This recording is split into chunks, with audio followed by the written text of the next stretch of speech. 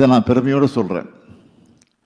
தமிழ்நாடு தான் முதலீட்டாளர்களுடைய முதல் முகவரின்னு எல்லா புள்ளி விவரங்களும் சொல்ல ஆரம்பிச்சிருச்சு.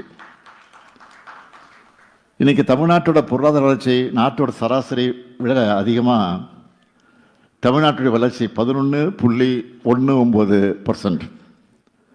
இன்னும் குறிப்பாக சொல்லணும்னா, கடந்த ஆண்டு இந்தியாவுடைய உற்பத்தி துறை வளர்ச்சி 4.5%. அதே சமயம் தமிழ்நாட்டுடைய வளர்ச்சி அதை விட 3 மடங்கு அதிகமாக 14.7% வளர்ச்சி அடைஞ்சிருக்கு.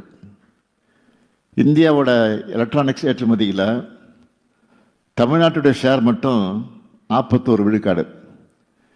இதை மேலும் அதிகரிக்கக்கூடிய வகையில் இன்னும் பல செயல் திட்டங்களை செயல்படுத்தி கொண்டிருக்கிறோம். மின்னணு உதிரி பாகங்கள் உற்பத்தி திட்டத்தில் ஒன்றிய அரசு தர அனுமதிகளில் கிட்டத்தட்ட 60% தமிழ்நாட்டினுடைய முதலீட்டுகளானது.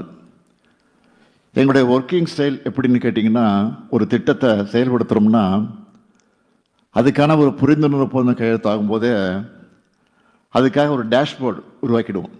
நானே மானிட்டர் பண்ணுறேன். அதில் என்னவெல்லாம் இருக்குன்னு தெரியுமா? எந்த மாவட்டத்தில் திட்டம் வருது, எவ்வளவு நிலம் கையகப்படுத்தணும், தொடங்க போகிற திட்டத்துக்கு எந்த துறையிலிருந்து அனுமதி தேவை, எவ்வளவு நிலம் கையகப்படுத்தணும், அந்த அனுமதியெல்லாம் நாங்கள் சொன்ன தேதியில் கிடைக்குதா,